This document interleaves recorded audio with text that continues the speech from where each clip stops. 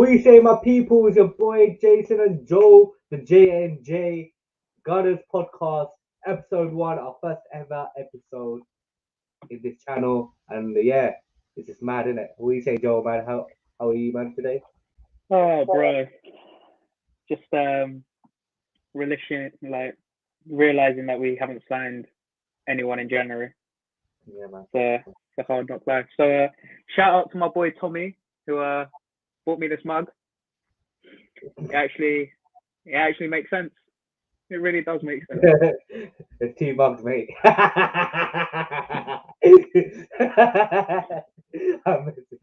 You're a waste man for that one. I'm joking. Thank you very much, mate. Thank you very much.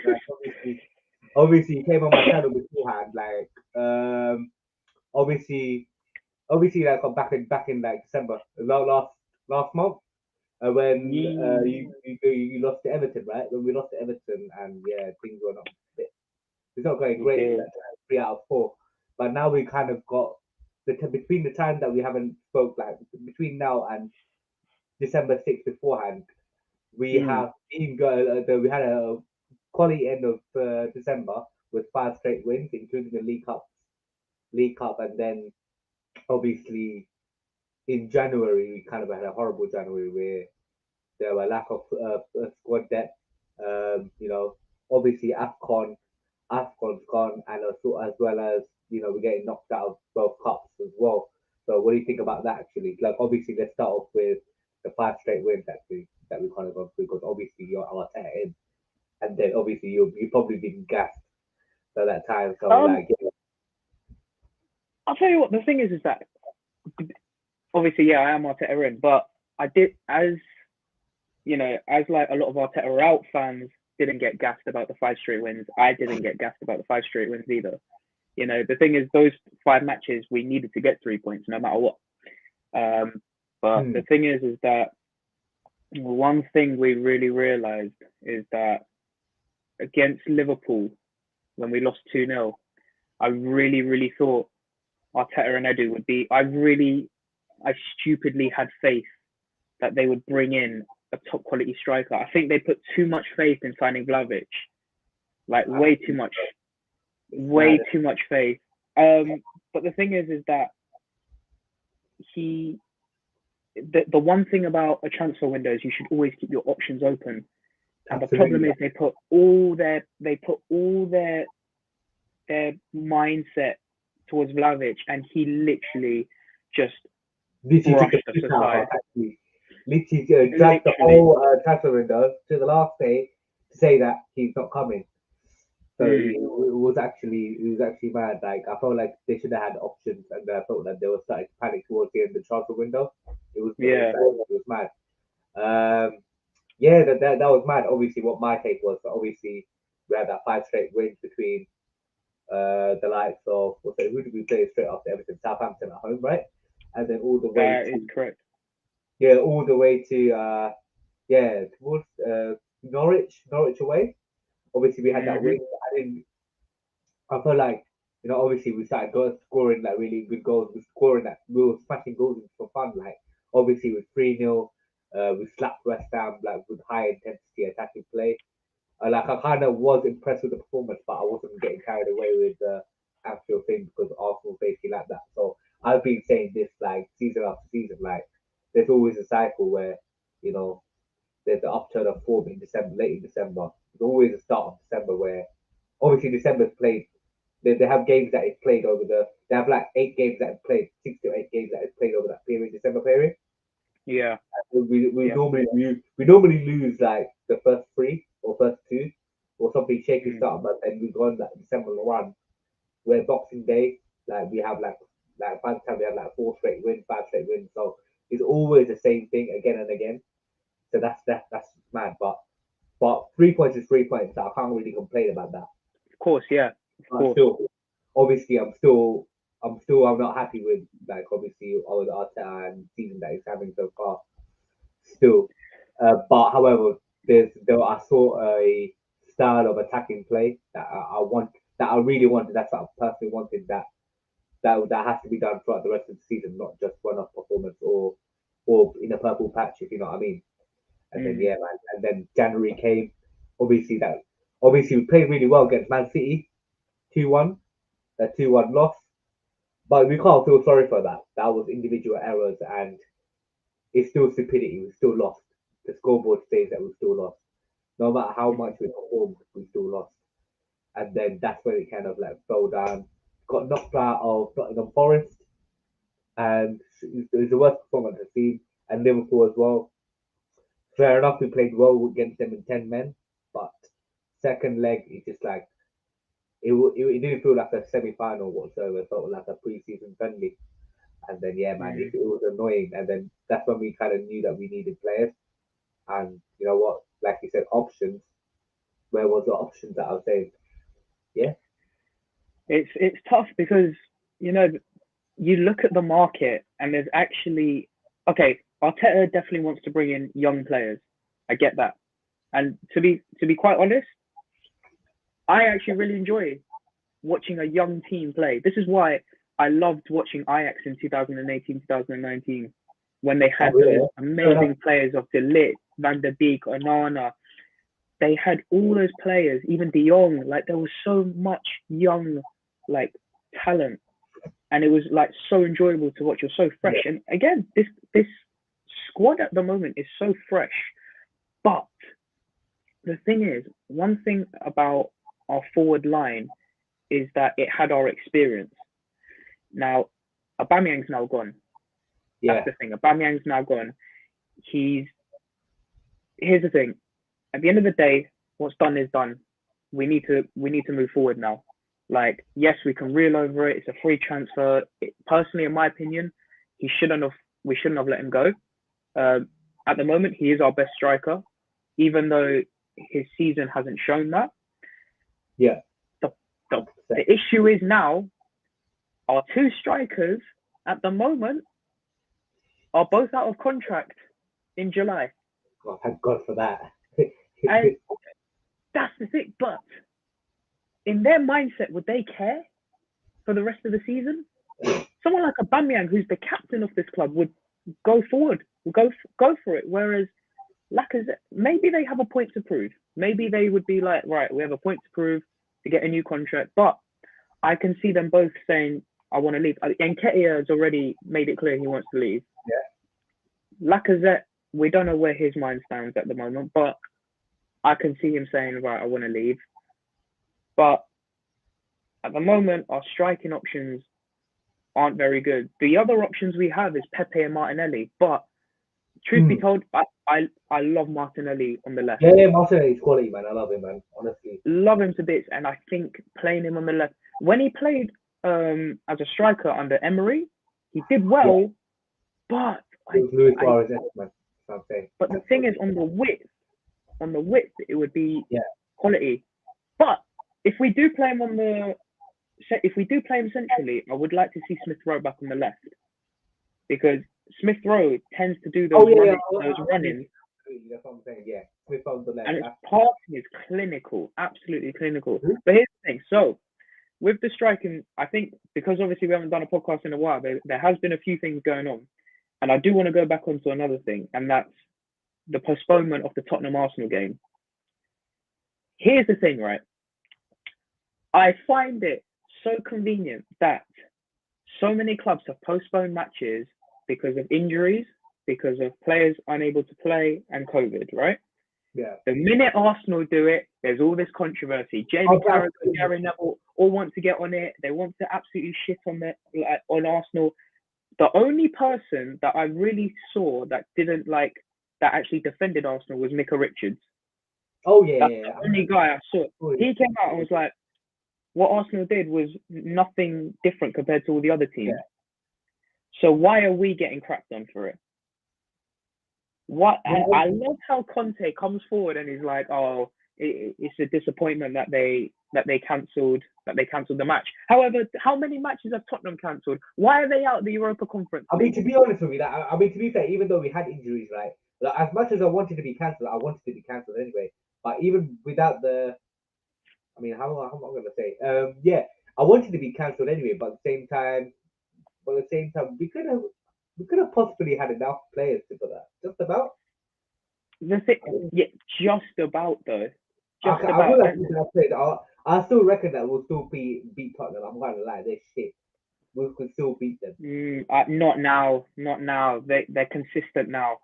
They are consistent now. Now, the thing is, they're not playing exactly that well, to be honest with you. They're finding the results out. You know, they're vulnerable weak as well. Their defense is really weak. If you know what I mean. But they're getting results. They're getting results at the end of the day. That's the main thing. And I think as well, the disadvantage of us, and this is where Arteta went horribly wrong. Arteta and Edu went horribly wrong. You've postponed the Tottenham game, right? You've postponed it. You have seen Tottenham have made significant signings from Juventus. They've let out a lot of players on loan as well. They've made signings, not great signings, but they've made signings that they've needed to do, whereas we didn't. But that's not the case. It's gonna be a very interesting second half to the season. That's for sure. But you don't count your chickens. Like, obviously, I feel like it's been the only Bentancur, the sign Bentancur, Kulusevski, but Kulusevski, I don't know how they're gonna be. They're gonna have time to adapt to translate the Premier League anyway. So, but we'll see about that. Like, it's not really as much. It's not as significant, even though they got rid of Ndombele, Lo Celso, like a few other players, Dele Alli, they're all gone. So like I think they still need a little bit more midfielders that is being settled in. But you know what? It's not a Tottenham podcast in it, so bun them. Tottenham are shit, but it's all good.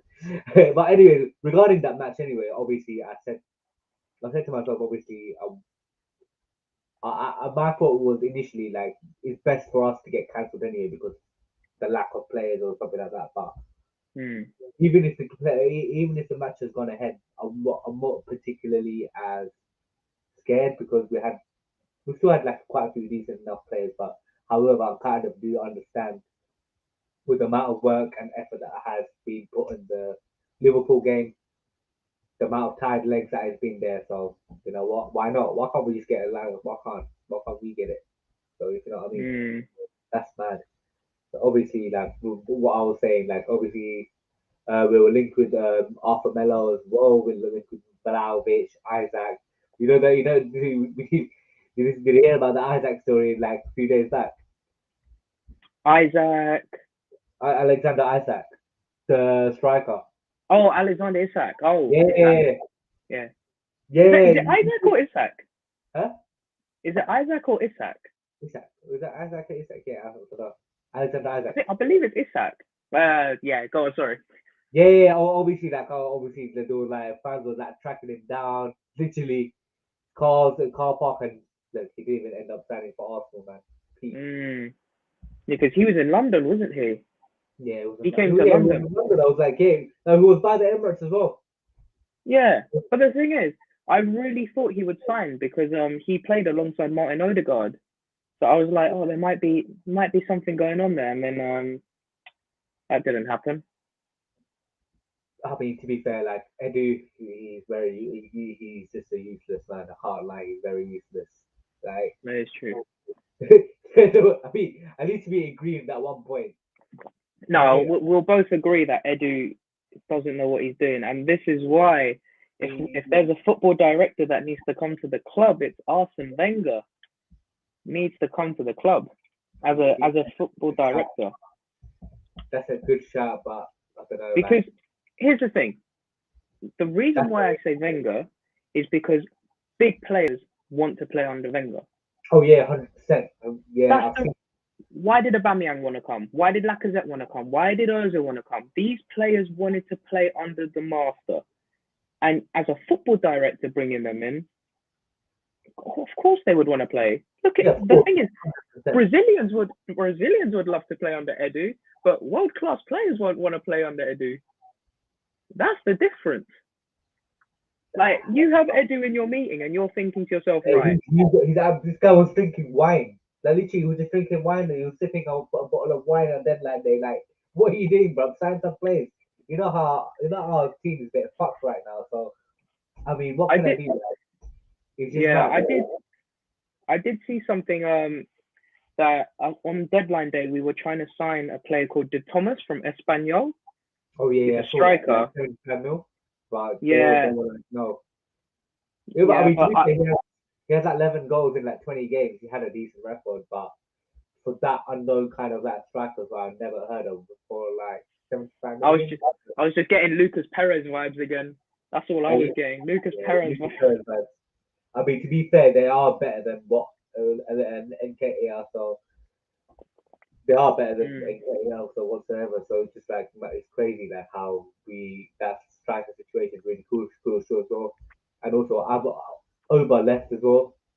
That was fair sad. And that hit me in the morning. That hit me like that. He literally hit me straight in the morning. So I literally, man, that was fair sad. It was shocked. I was shocked as well when he left as well. But I feel like he shouldn't have left. Like he's better than what we have.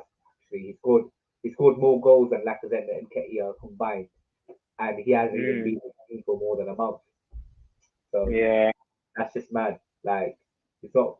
I don't know what happened behind the scenes, but with Mikel Arteta, he should have basically said it how it is, said what exactly happened. But apparently it's for lateness, but it's probably more than that, if you know what I mean.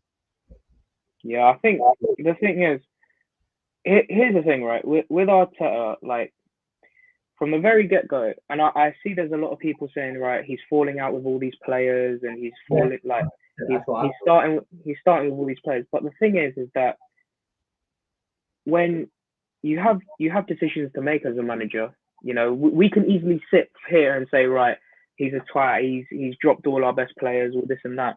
Here's the thing, like he can't deal with egos. I'm not gonna lie. I just feel like he can't. But the thing is that this is what happens at Chelsea. You know, the players are always bigger than the manager, and I feel like Arteta's trying to stop the players being bigger than the manager. Because the thing is that Arteta did a big thing last year. He dropped Aubameyang in a North London derby. North London bloody derby. That is acceptable. That's what I'm saying. That's acceptable. He dropped him, and we won. Fair play to Arteta. That was a great decision. You held your ground and you done it. This one was very, very sticky because he made his final decision saying, right, you took the armband away from him.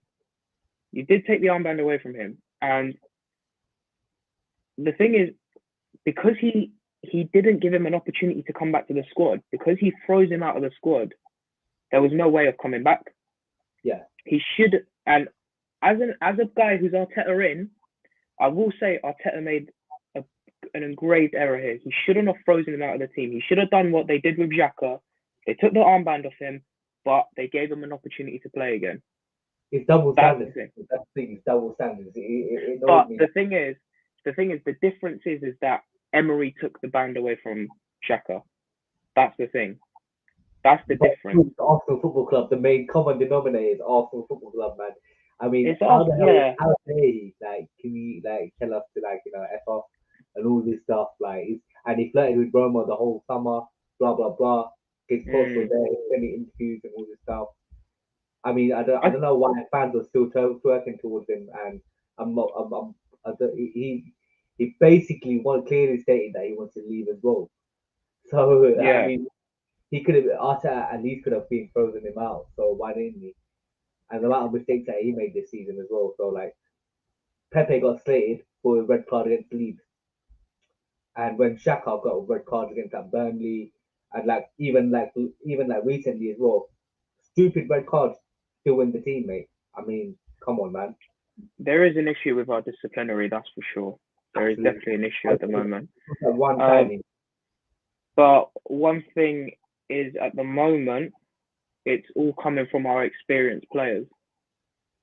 You got Partey, who's had a red card. You've had Xhaka, who's had 2 in about a month, and you've had.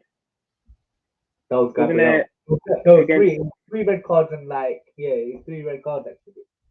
It was Gabriel, it was Xhaka, and then. Sorry, yeah. But Xhaka's had 2 this season. Did he? Oh yeah, he did actually. Yeah, against City as well. Against City, mad. But Yeah, how do you more experienced players. And like the thing is, if you think about it as well, Gabriel, although he's young, he is one of technically actually he's one of our more like experienced players. He's a quality centre back, but he just can be a little bit more rash. You know what I mean? He's a bit rash. Yeah, I think the thing is that I reckon. Come on, John Justin, man. Come on, join the gang, like. Oh, I can't. I'll never join Arteta out, gang. Never. I always stand by my morals. Just like how Arteta out people stand by their morals, I stand by my morals. The thing is, as an Arsenal fan as well, like the one thing I've always like, why am I Arteta in? Why was I Emery in? Like the thing is that my morals is that I've grown up as an Arsenal fan. Like I was born in 1999. I've grown up as an Arsenal fan, having one manager, right, and being loyal to that manager. That's the thing. That's why, like, for me, it's very hard. And the thing is, I hate it when clubs change their managers again and again. That's why I hate Chelsea as a club. That's why I hate Everton as a club. They're still successful, bro. They're still successful. Would they ever have that? Like, would they ever win something like consistently, like Champions League, Europa League, FA Cup? What you think? What are Everton winning right now? Huh? Okay, what are Everton winning right now? Then they've had 8 managers in about 4 years, and they've Everton have shit recruitment. That's what I mean. Like, I don't know. The thing is that I mean, like with the structure as well. With Chelsea, have ambition. They have ambition, though. That's what I'm saying. Chelsea, but for me, Chelsea aren't a traditional football club. For me, what? Like, what's that got to do? The thing is that because I believe in tradition. I believe in my morals as a football club. I believe in the beautiful game and how it's played out. Like I don't believe in money corrupting the game. This is why I despise football nowadays, because money is purely taking over. With money, this is, I mean, to be fair, over the last 6 years, yeah, we spent more than Chelsea. And the Chelsea as a club in the last 6 years? Yeah, 100% after when Wenger went, Arteta spent $250 million. So someone get those stats up. In the last 6 years. Yeah, I can prove it to you right now. So we can say obviously Cedric and Pablo Mari, they're totally free signings, yeah. Partey 45 mil, Gabriel 23 mil, Martin Odegaard 30 mil. Who else did we sign actually? Yeah, but you got to remember, for one of those years, Chelsea had a transfer ban. Yeah, and they still finished 4th. Yeah, and we still won a trophy. Yeah, they won the Champions League afterwards. Oh, who cares, man? We went. We would have won the Champions League. No, I'm joking. We still need to have that ambition. Like I feel like as a fan base, like we can't accept what's going on right now at our club. No. Don't get me wrong. We can't accept at the moment what's going on. It's pathetic. At the moment, what's going on is pathetic. Pathetic, bro. However, there's a way of doing it, and there's a way Chelsea do it. So, like, what I'm saying is, like, you know, the Leicester City title winning season. Yeah. That's traditional football. That's how, like, I believe in football. That's what I mean, like, but it doesn't have to be one of like Liverpool as well. Liverpool, as much as I am gonna hate saying this, because I know there's a certain someone I know that's gonna love me for saying this, the way Liverpool have done their business, the way Liverpool have stuck to their guns, like that's how football should be. Jurgen Klopp is quality manager. Obviously, like you said, Jurgen's got that experience. That is a process as well. You can do it in that various things as well. I'll prefer the Chelsea way, being ruthless and sacking managers. But Liverpool also did it in a good way as well. Showed ambition over the years. I will always prefer the Liverpool way. I would never like the Chelsea way. I'll always prefer the Liverpool way. Okay, the way Liverpool got to the Champions League and the Premier League title was the exact right way of how to do it as a football club. But the thing is I know Arteta's trying to replicate that, but unfortunately Arteta doesn't have the experience for that. That's the issue. Why we hired him? I don't know why we hired him. Bundesliga winner, Champions League finalist. Before the whole Liverpool thing, before that, Champions League winner, Champions League finalist, Bundesliga winner, like German Cup winner. His accolades were there. Absolutely. Like Why did we do Liverpool that? finished like in Klopp's first season, he finished eighth. In his first full season, he finished eighth. But they believed that he had something going on. They believed that he had a process going on. And unfortunately for us, It's PR. I believe the That's same all I'm thing. saying. PR. Absolute PR, man. PR merchants, man. I'm telling you. Every time a major loss comes in, like Everton or we get slapped up, that a new merch comes out, man, just to appease the fans. That's what we are, merch FC, man. If we do bits in our merch, man, we should do bits in our pitch, man. That's what I'm saying, man. It's just mad. I think it's crazy, man. That's just mad, like honestly. And like the signings that we haven't done this summer, but we should have been. Oh, we signed an American guy actually. That Adam Trusty something. Trusty the process, yeah. Come on. Oh Jesus! I'm just saying, it's like Stan Kroenke's owning Colorado. I think Colorado Rapids, isn't it? Man, just literally just paying himself. I mean, come on, man. I was like, just to appease the fans, but I don't know. I don't know whether I'm not gonna be harsh on the lad. He didn't want to come. Like he didn't like. It's not his fault that he got signed, but you can back him in it. It's just stupid, man. Prison FC signed more players than Arsenal Football Club, man. Come on. Prison Oh FC. God! Lingard to strike. Not Lingard, sorry. Mason Greenwood in the latest strike. Oh, don't get Lingard involved in this. Poor Oh, guy. sorry, man. Sorry. Oh, they even hired like two managers as well, better managers, Avram Grant and then DTFC as well. Come on, man. DTFC, the assistant manager, man. Come on. That's just You know mad, what? isn't it? We'll get to Greenwood at the end. Yeah. My boy John from Canada, shout out. He says John Arteta Johnson, out. man. He needs to go, blood. Back to back. He knows best, bro. He knows best. I'm telling you, he knows. I mean, like what he said. What he said. We're playing one game a week. No excuses. We sacked Wenger 4 years ago, and yet top his worst season. That's absolutely correct. So if Wenger got sacked, finishing outside top four, and you know what, we were way worse way after that. I would like to I clarify. We never sacked Wenger. We never sacked him. He did get sacked. He resigned. He did resign. That's PR. That was after the City game, apparently. Behind closed doors, they had a meeting. Simon Johnson. He never got sacked. He got sacked, bro. I'm telling you. Stan Kroenke loves his ass, man. He would not have sacked him. I'm genuinely being serious.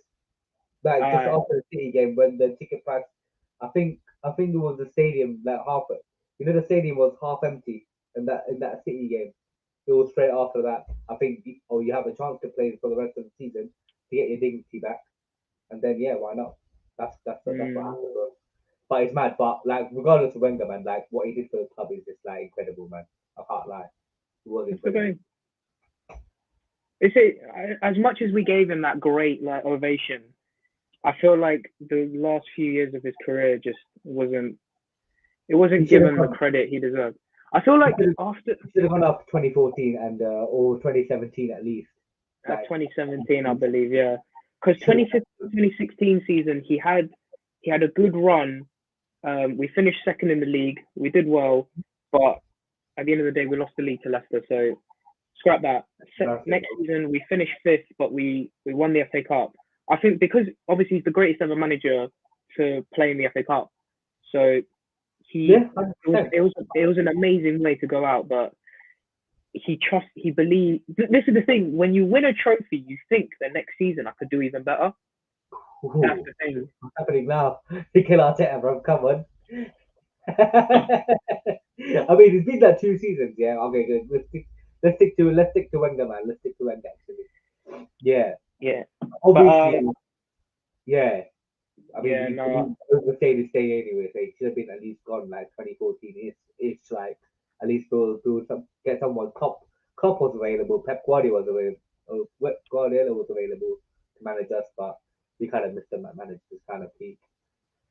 So the thing is, I'm going to call you out here.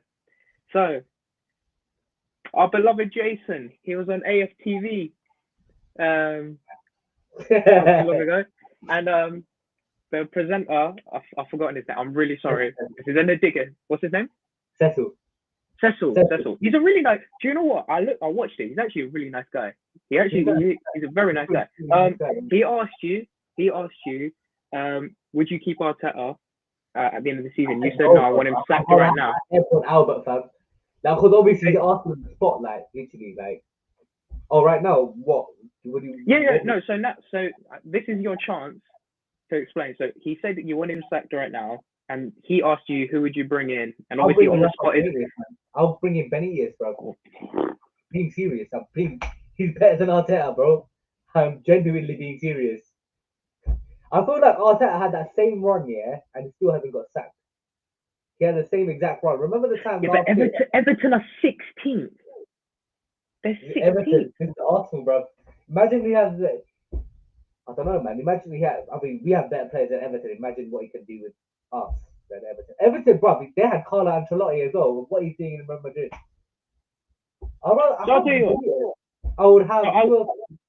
Who else would I have? Sorry, but I will ask you the question again.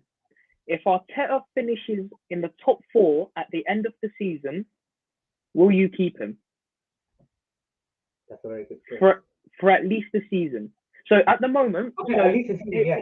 Why not? So here's the thing. So at the end of the season, his contract, he only has 12 months left, but they've already spoken about giving him 2 more years. Oh, no, don't 2 years, please. Do not do that. Hear me out. So at the end of the season, if he finishes in top 4, yeah, would you just say, right, give him the 12 months only? Would you let him finish his contract? I'm being serious. Or no, I could. No, I'd debate that. Actually, I would actually debate that. Say he finishes in the top 4. Sorry, say he finishes in the top 4, and we give him the 1 more year. What would it take?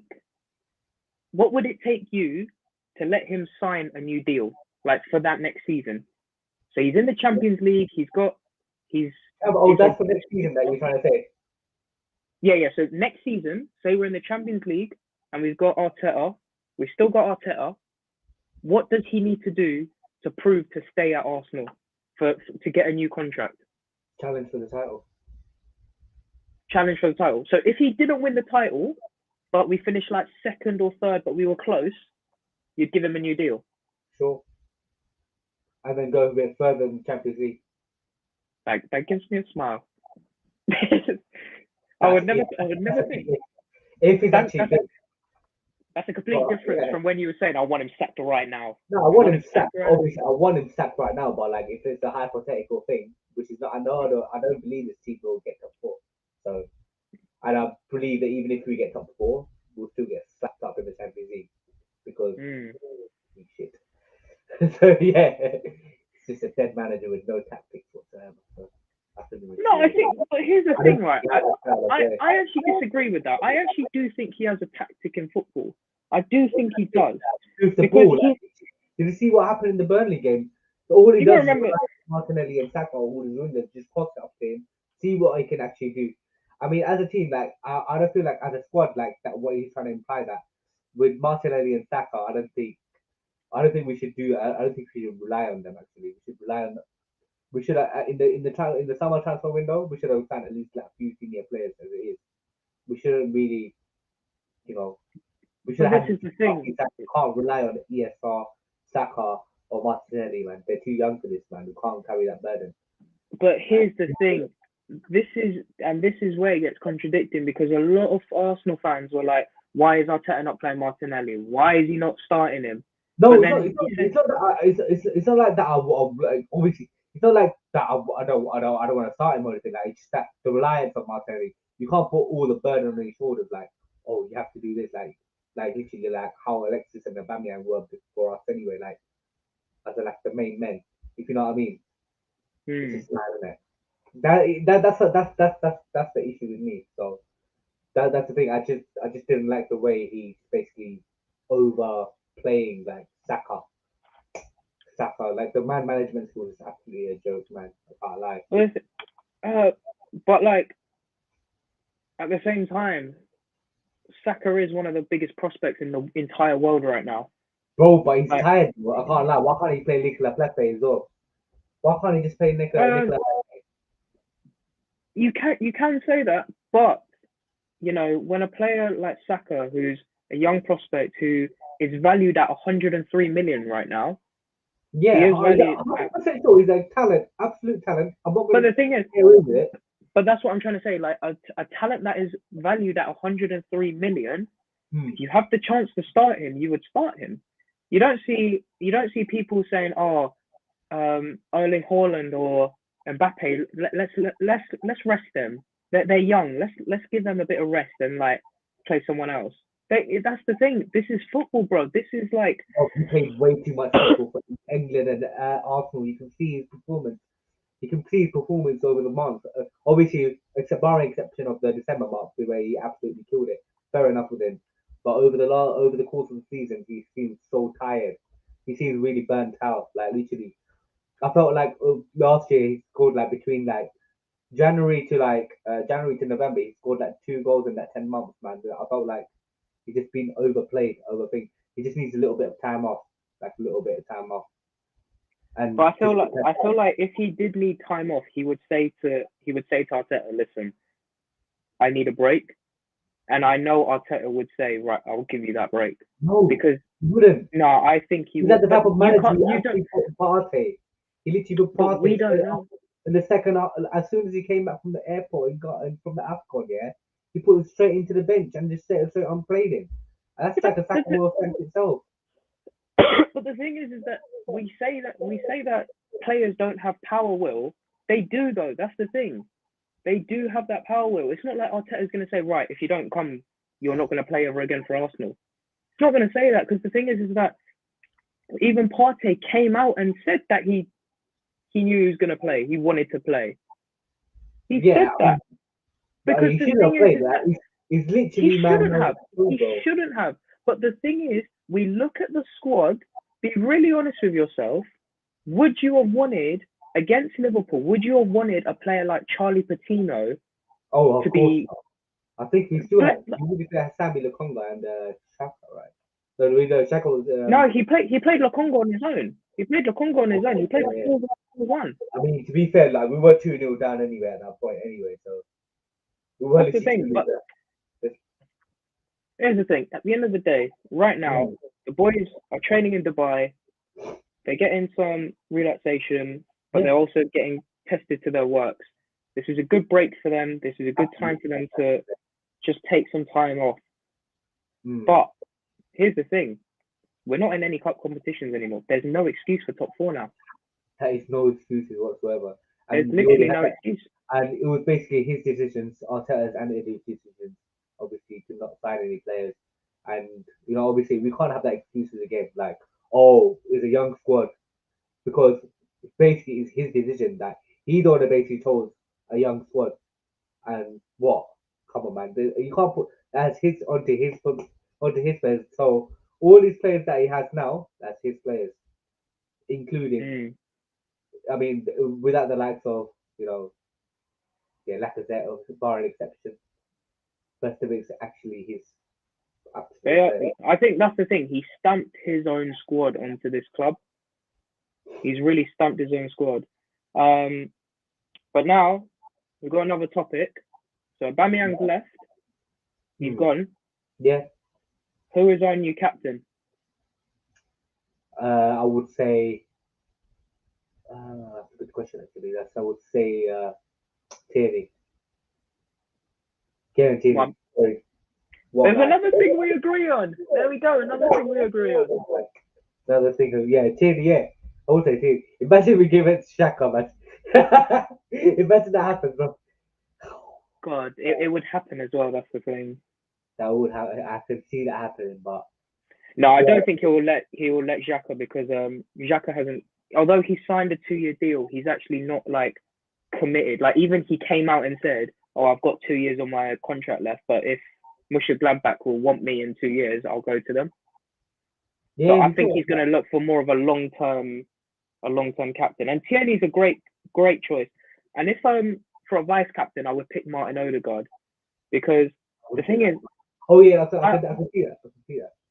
Because the thing is, number one, Arteta's put his faith in him because he's given Odegaard his shirt number. So we know for a fact there's a little something going on there. And more importantly, I love the fact when Odegaard like goes for the ball, he's pushing Saka and he's pushing Martinelli forward like with him. He's telling them, right, come on, like get towards the wings, like grab, like get toward, like close down the players, close down those passes. Yeah.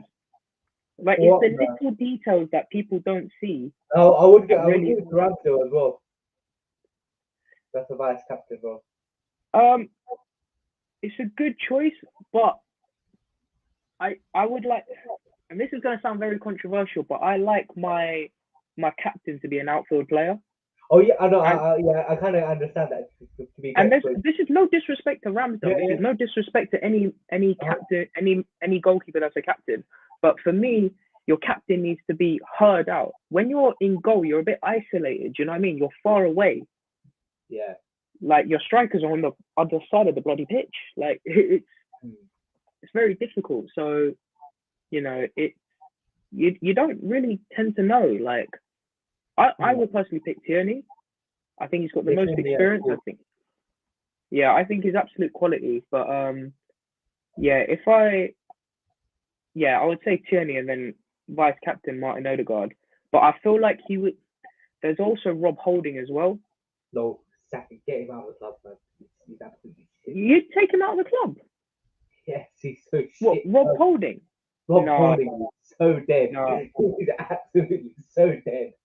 I think he's a solid backup. I really think he's a solid backup. No, he's so dead. The amount of mistakes he made last season, he's not good enough, man. I can't lie. That's not the benchmark, bro. No, I think he is. I feel like I could still put Tom. I don't know. Tommy Asu initially a centre back as well. He's actually decent at centre back as well. But that's not the case. Like, obviously, I don't want Cedric there. Oh, nowhere near the starting 11. I think as well. The reason why we're doing like a sweep off the back, like out of the back line with Kolasinac gone, Mari gone, Chambers gone. There's a lot of players that are gone because you got to remember next season we've got Saliba coming back. About that. Saliba, I have like a strong doubt that he will play him again. Saliba said that he wants to come back to Arsenal this season. Next season. Oh yeah, of course I want to see him back, but I feel like I doubt Mikel Arteta would want him near starting. The thing is that Arteta's made some silly decisions, but I don't think he would be silly enough to let Saliba go. He would. He made a lot of silly decisions. Like, what makes me think that he's not gonna make a silly decision again? I think it was yesterday. I think it was either yesterday or the day before. It came out that Real Madrid want him. That Real Madrid wants to sign Saliba. If that's the case, and Arteta wants him to go, I want at least a good. If Harry Maguire is worth 80 million, then I want a good sum of money. Like, I'm saying 9 digits sum of money. Because it is. Because the thing, that tackle, that tackle he made, wow. Harry Maguire, United are dumb. I'm not gonna lie, United are so stupid, bro. Like, but like personally, if there was an offer that is been there, like above 50 million, 50 70 million, I would take that. But I want to keep him this season, actually. Yeah. I want to keep it. I want to keep him this season because he's been solid, barring yesterday's game, actually. We got two. We also. We're gonna say we got two. We got two Chelsea fans in the comments, by the way. Shout out to Job. He said London is blue. Shout out to Dylan Dano, champions of Europe. He's not wrong, but yeah, I wouldn't say that. He's not wrong. Yeah. But yeah, so that's something. It is hard. Huh? It is a hard. This is the thing. Everything goes down to the end of the season now. We've got what? I believe it's. I believe it's. Is it 16 games we've got? Wolves, Brentford. Brentford, and then what's it called? Then we have obviously Liverpool and Chelsea got cancelled this month actually, and then there's a few other things. We only have 2 games this month actually. The worst thing right now, you look at every game we can win, or we should win. Chelsea away is we are a bogey team for them, so we should be able to get a win there. I think Chelsea, they're not exactly playing that well, to be honest with you. Like Liverpool as well, at home. No. Liverpool at home, we could get coming back. I am not confident, bro. We could get a result. We could get a result. In our last game, mate. Yeah. That money in Salah. Imagine what they do now. Like, Jota as well. They're disgusting, man. Never write them off, man. And I'll tell you what, if we don't beat United... Everything in hand that we have is Tottenham away and Wolves at home. Yeah. Because obviously Boxing Day, obviously that. And yeah, I don't know. Tottenham away, that's a bit of obviously North London derby, everything goes out the window, but Tottenham aren't exactly pulling up trees, but they're getting results, isn't it? So, I mean, the way we're playing at the moment, which is like a bit worrying, but with the warm weather training and everything that is going through, then you know what, we can get a job done, like here and there. So that's what I'm saying. I think we've got Wolves next actually. Wolves away. What do you think about the game anyway? So Wolves away. Wolves away. No Adama Traore. It's a bogey team for us. Anyway. We should win. We should win. I don't think Wolves are the same team as they were before. Oh, I'm telling you, they're still quality. I'm not even joking, bro. They're like 1 point behind us. But that's the thing. That's why we need to win. That's why it's even more important that we need to win. It's a big game. They beat United away. But this is the thing, right? Arsenal tend to surprise us in these type of games. They tend to surprise us. Like even like the Leicester game at the start of the season, I was thinking in my head, I was like, right, we'll probably get like a 2-1 loss or a 3-1 loss, and then they just surprised us with a 2-0 win. Exactly. So it's those type of teams. It's those type of teams where we get that surprise victory. But it's going to be an interesting end to the season. I mean, to be fair, like with me, like I'm obviously like I'm saying, I put hand on my thing. I know that Arteta's not the guy to take us forward, right? But I always felt like, still with Arsenal, I feel like I'm optimistic. I still have with every game. I feel like I have a little bit of hope, but and that's what kills you. The hope that kills you. But I feel like I just need to, have like just cut that off, cut the hope off. Like cut everything off. Like literally, I just don't want to. Whenever I don't believe that we're not gonna win, we win. So I'm just gonna stay in that mindset where like, we're not gonna do anything here. So because it's just painful with it after we put that faith in it. So it's mad. Yeah, no, it's hard. It's hard, but we've just got to stroll forward now. We've got to just finish the season and see how it goes. If we finish top 4, it'll be the first time we were in the top 4 since 2017. But if we don't, we really need to have a look at Arteta, and we have to have a look. What would it do if he doesn't get top 4? What's your stance on it?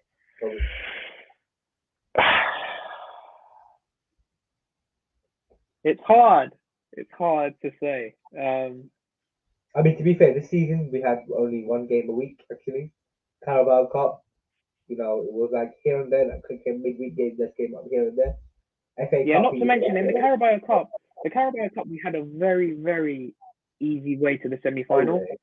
Like we played the likes of Wimbledon. We played West Brom's under-23 squad.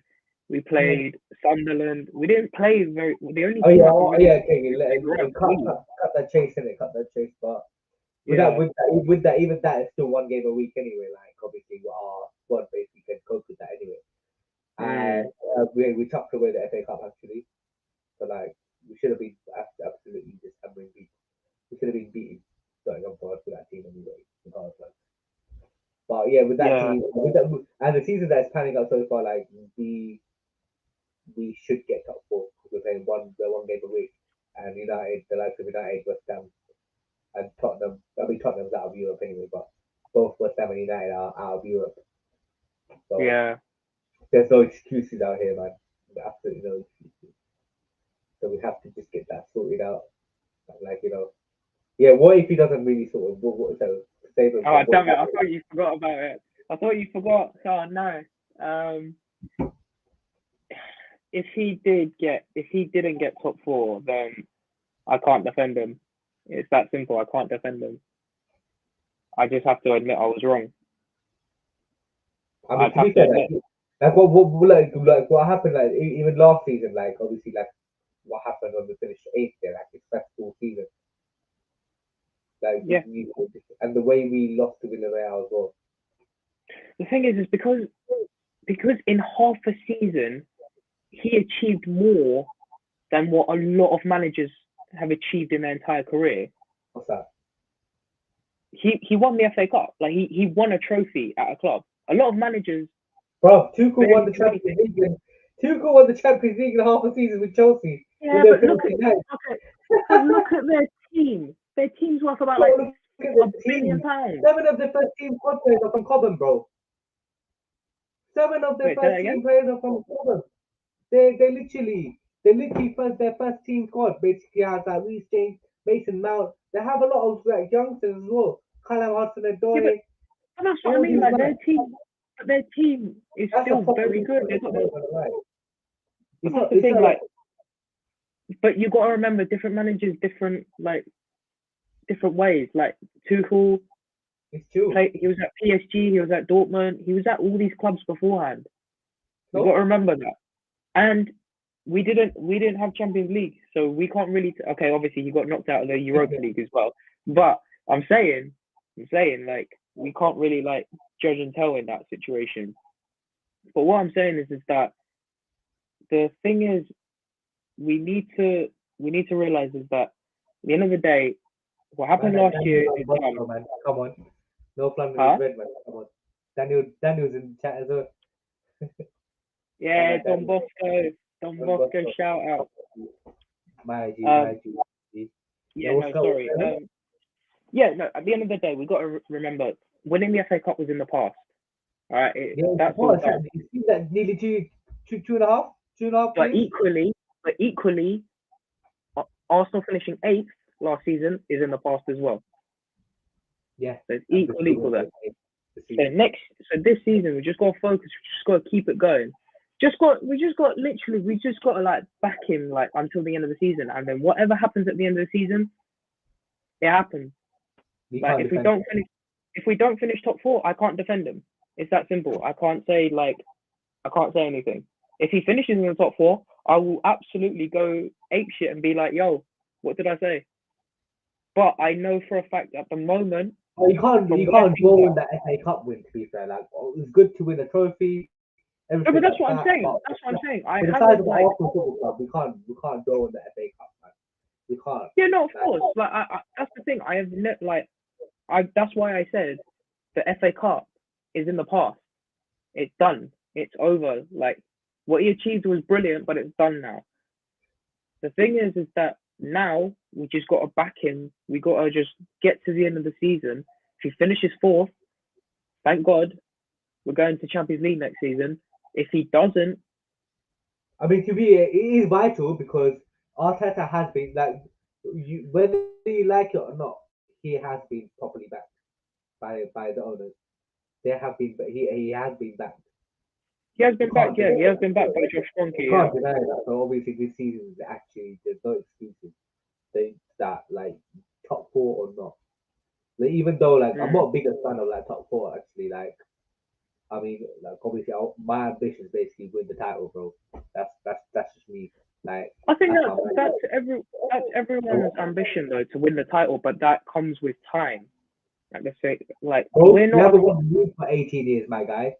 I mean, what kind of time it is? We haven't won the league for 18 years. Yeah, we've also gone through 3 managers now. I mean, so what kind of time is that? We literally waited patiently for this, man. Like, oh yeah, what? Do you want to add another 5 years? And after that, if that doesn't work out, you want to add another 5 years, bro? That's just not on, man. I can't lie. Just saying, by that, we need to I think with that 250 million, yeah, that Arteta has spent, like, we should have bought like much more. What kind of I don't think we should have spent it on the youth project, man. I felt like should have been like talent.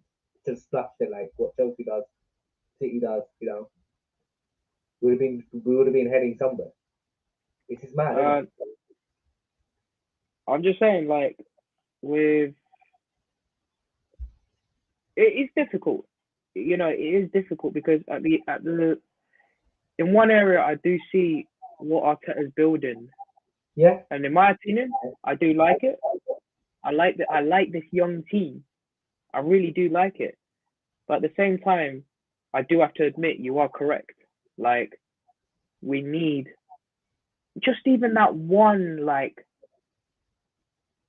60 to 80, possibly £100 million signing.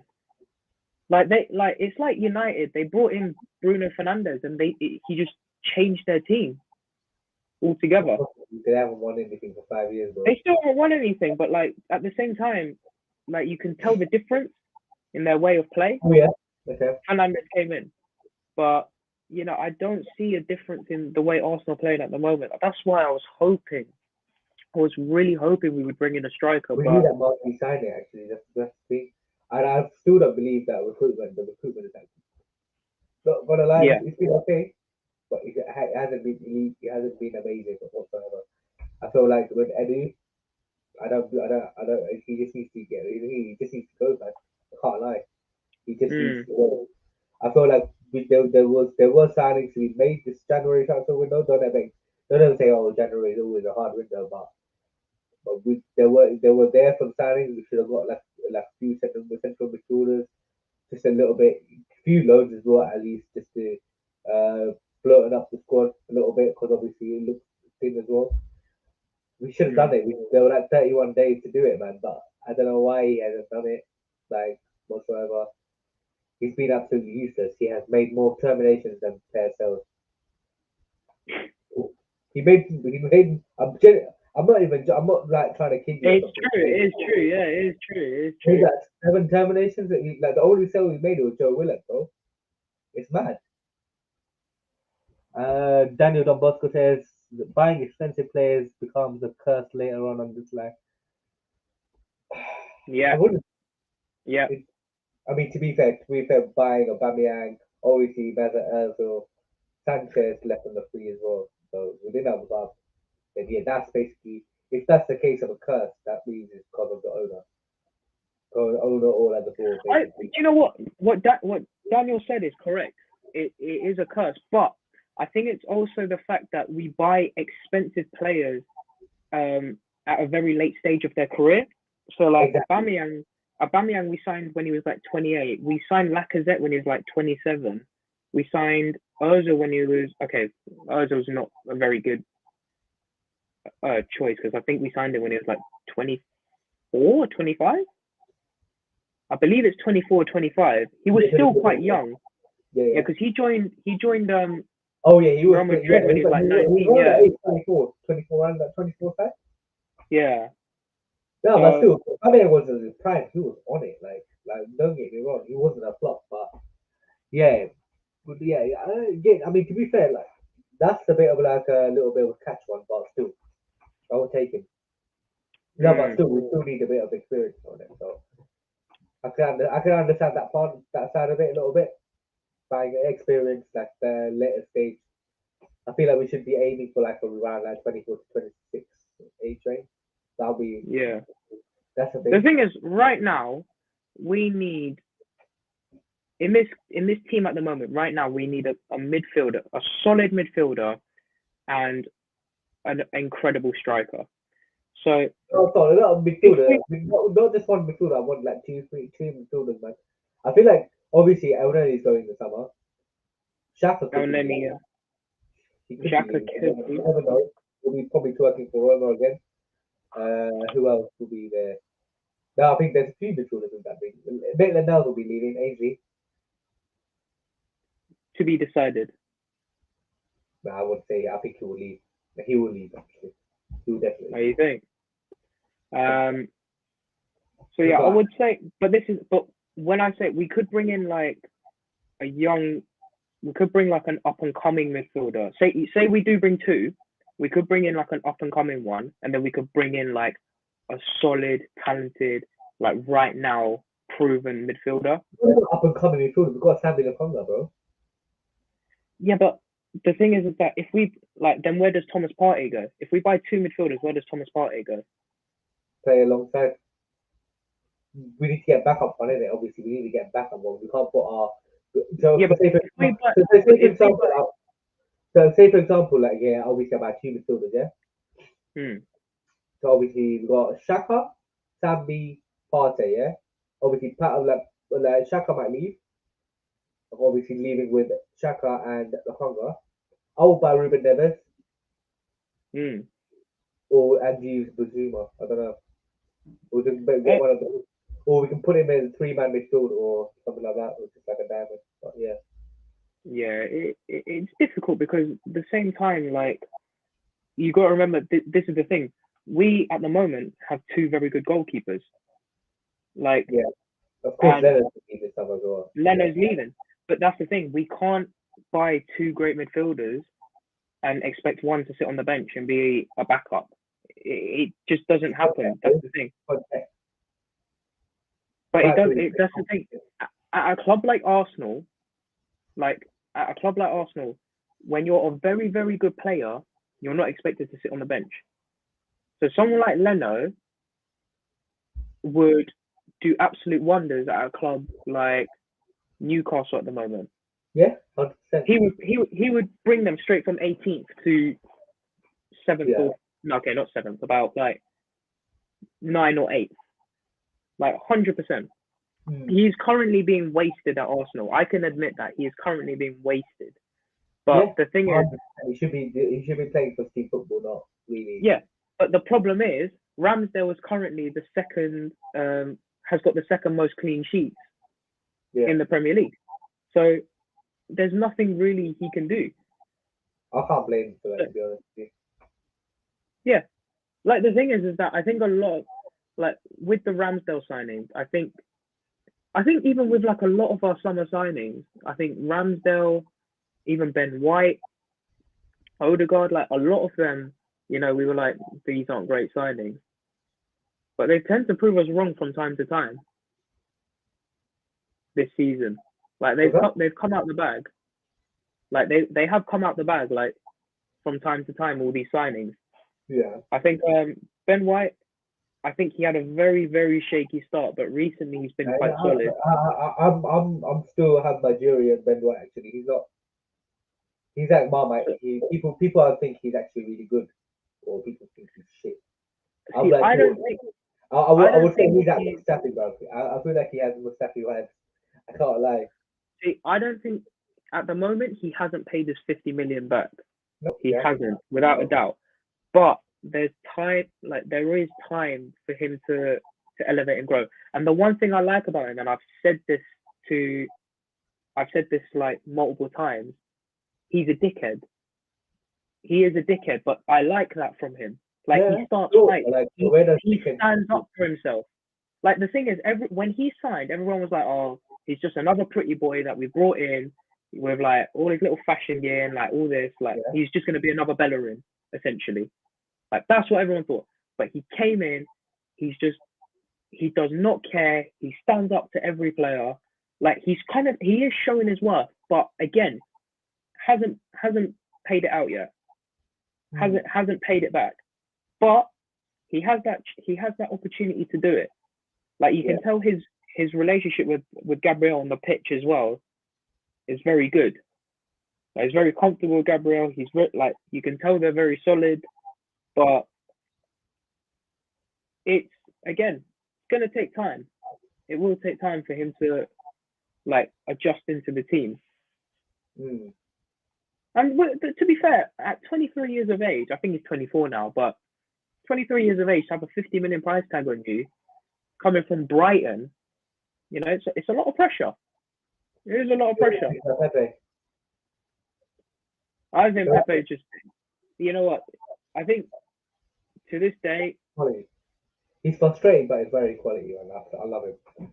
Like last season, he's a quality player, but at the same time, the fact that we're still paying for him, we're still paying Lille for him, and not only that, just, in my opinion, I believe Emery should have signed Zaha and not Pepe. To this day, I wouldn't say that. I would always stick with that, and I think a lot of people will stick with that. No, I because wouldn't say that. Actually. No. Zaha with Premier League experience. Pepe still have a better output than Zaha. I think last season, I swear. He had like 16 goals in this, 16 goals, 10 goals in the league, and like 6 assists last year.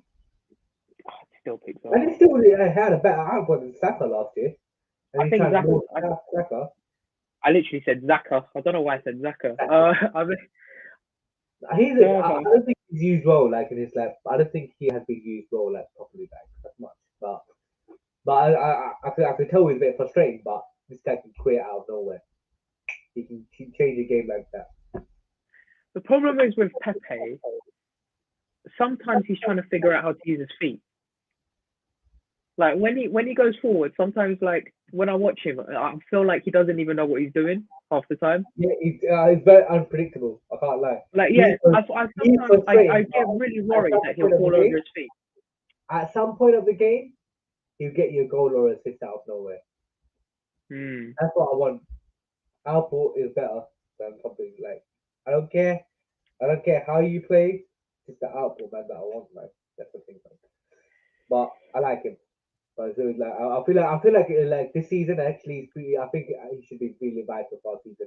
I feel like he should be like centerpiece. I don't know, like obviously, yeah. I would say Pepe up top, 100%. You would say Pepe up top? Yeah, 100%. Yeah, I would agree with that. I would agree with that. I can see it happening. Let's see what he can do. I can see that happening. Yeah. No, I completely agree with that. I back that because I would like to see him play up front. I really would. I could see him actually like trying to like make runs into the middle as well. Yeah. Like, I can actually see that a lot. And more importantly, I think we'll play a lot more in the middle with a versatile player like Pepe in the middle. Oh, as well, yeah. He can play up top. Yeah, and obviously, like if they're on. To be fair, I feel like obviously with our squad, right? Like the positive side of it is where I could say we have a lot of versatility players. But the good thing is that they're versatile. They can play several different positions, but at the same time, I feel like it's a bit unhealthy. If you know what I mean? I don't know. Yeah. I can understand that. Yeah. A little bit, but I can understand that. But like the seasons that we're having like now, like the second half of the season, where our squad is a bit thin. Our squad is a bit thin.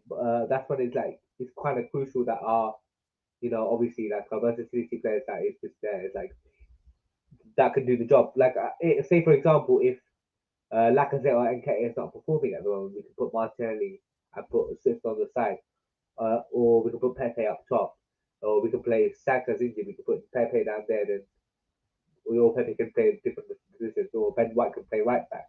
Tommy has to play centre back. There's a lot of options there, but we'll see in it. So yeah, it's not too bad, man. Yeah, a bit like it's a bit weird. Like obviously, like saying that it's a bit tough. Race for the top four is a bit tough, and obviously with United, West Ham, Tottenham, it's a bit mad, and Wolves is basically creeping up as well. Very underrated team.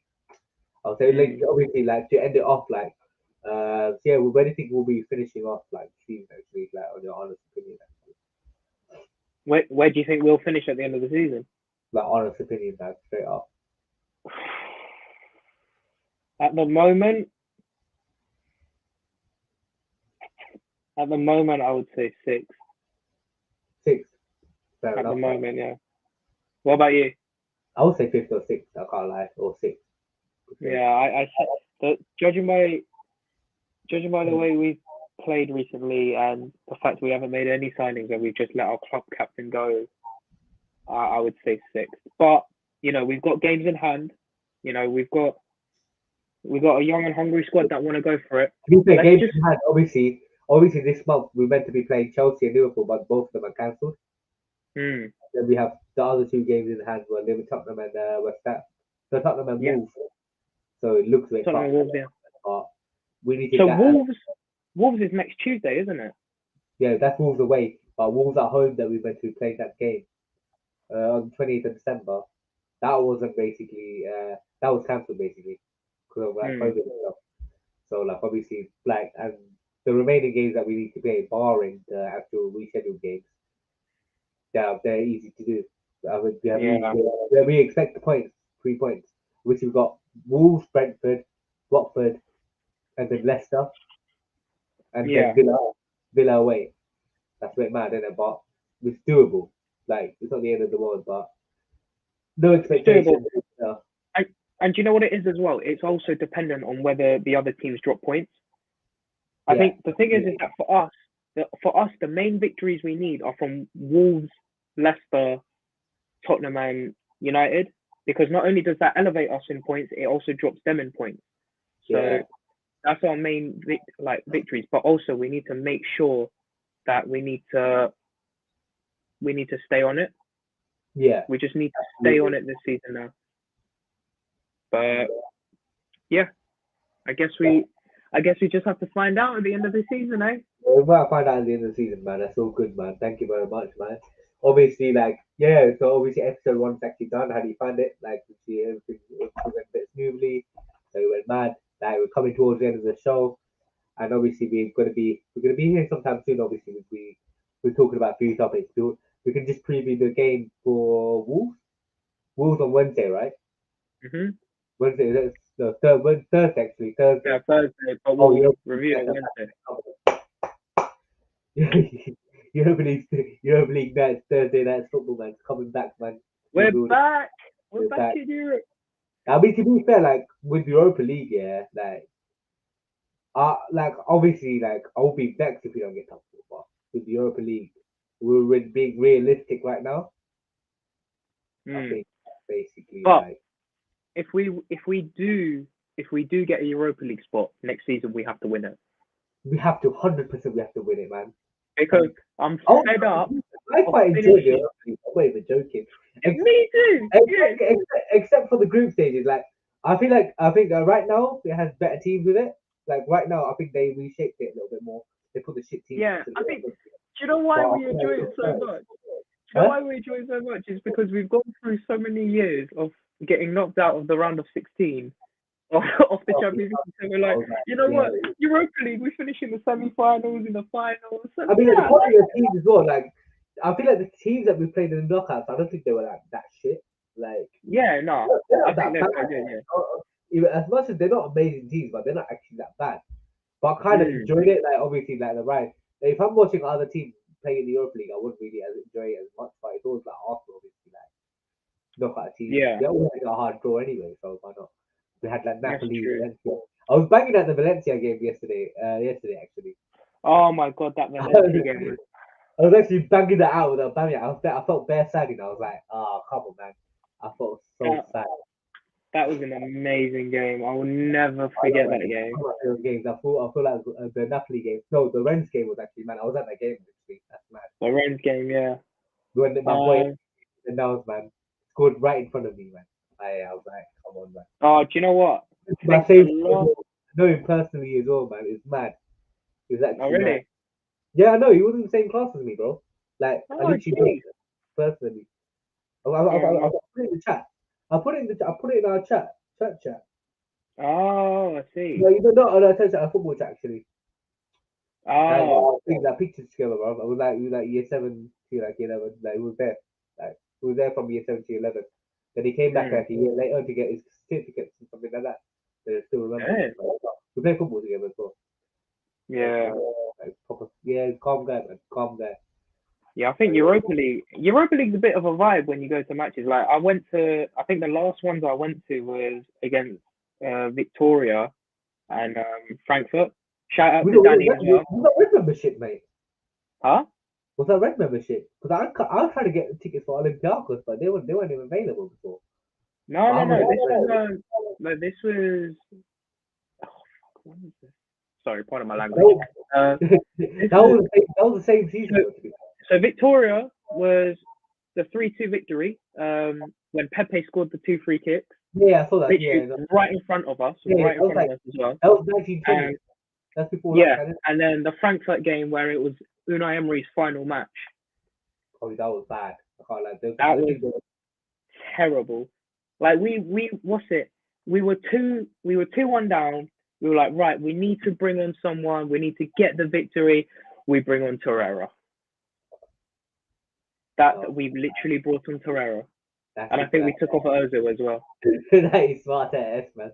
That was too. I'm messing up, dude. Arteta, that was Arteta Emery. would do that, bro. 100% he would actually do that. Like, his substitutions are woeful, man. His substitutions are the worst, man. I'm not even dissing it. Like, when I see it, it's peak. I don't know. His substitutions stress me out, but still, I think the problem is Arteta does the same thing as Wenger. He does his substitutes way too late. Way too late, man. But still, yeah. I was like, yeah. I mean, like, obviously with the Europa League, was it a red membership or something that we can get? God, I'm not too sure. I had a bit of a plug to get my Europa League matches. Fair enough. Shout out Chris Godfrey as well. Shout him out. Pick up, man. That's mad. That's actually mad. Yeah. No, that's the thing. But yeah, I think last topic, and it's away from Arsenal, because obviously we also got to talk a bit of football otherwise. Mason bloody Greenwood. Wow. Wow, man. Well, guys, the new recruitment for Prison FC, man. Let's do it, man. Come on. What's crazy is people are also defending him. Huh? There's loads of people that they can't defend that, like, regardless. If it was our fans, I would like, even if it was Saka, like our fan team, I would never do it. I can't never defend him. Like, so the thing is, people not as in defending him as in like for what he did, as in defending him as in like the allegation of rape. Like a lot of people I hate using that word.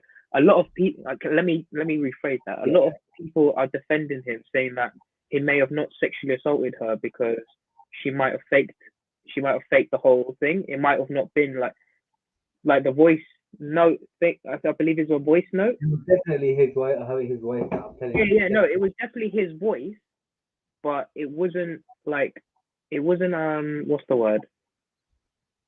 It wasn't like clear whether he was trying to like force her to have sex. No, I wouldn't say that. Literally, the way he was basically. But it's not me saying that. It's a variety of people. Personally, I feel like that could happen as well. Like, obviously, claim for fame, if you know what I mean. But that could be an allegation. But I can't really defend what he has done. So. I mean, personally, in my opinion, I really do think that he's guilty, no matter what. Like assault and battery, like that alone is just terrible. The thing is, and this is a very, very important message for all men. What do you get out of beating women up? Generally, what do you get out of beating women up?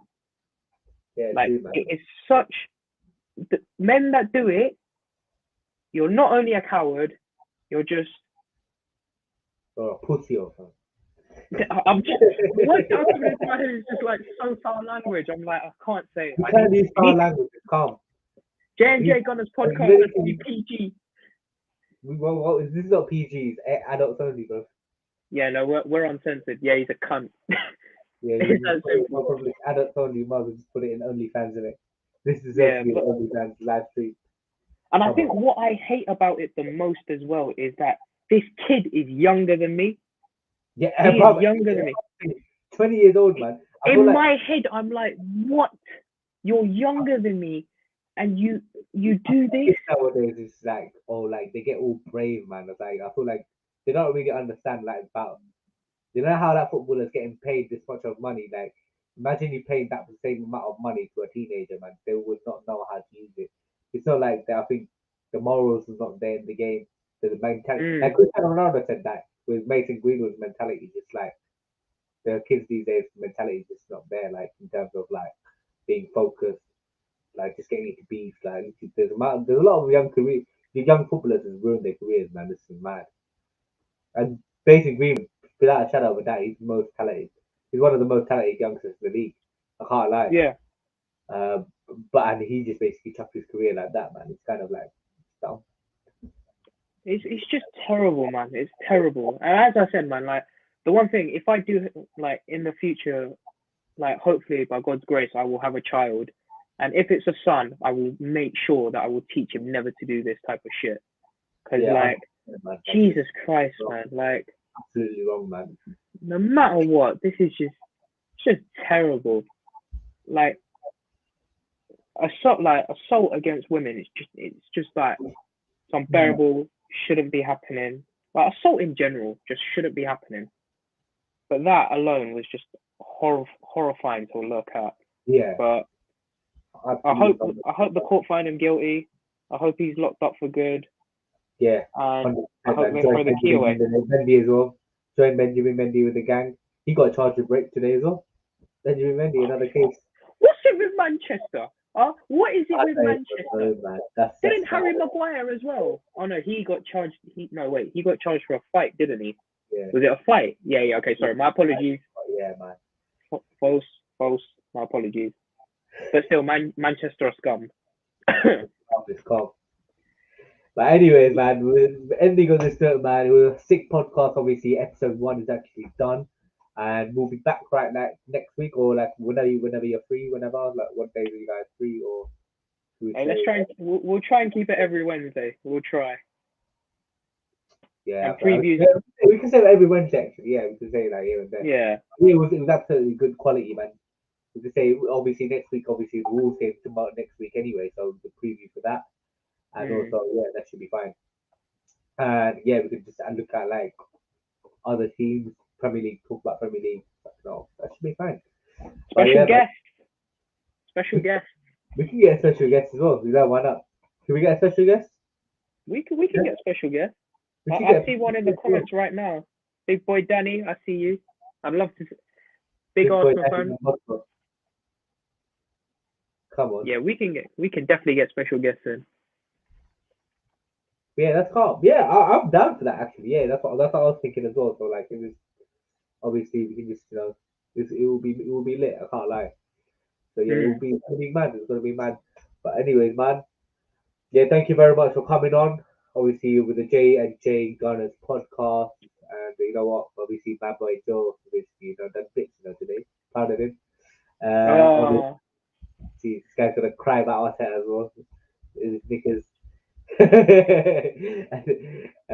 yeah. Oh, I spot Arsenal the only cup I've. I mean, Tuesday you might as well give it to Tottenham as well. They're gonna win Jack Couple. They don't get a cup. They just don't have any cups. It's that simple. Yeah, true. To be fair. But anyways, yeah. Make sure you subscribe to the J&J Gunners Podcast Channel as well. Obviously, we made it a few days ago, and it's glad that it's been back. And thank you very much. And make sure you like and share the content as well. And you know what? Good night. God bless. Take care. Bye. Have a nice one. That was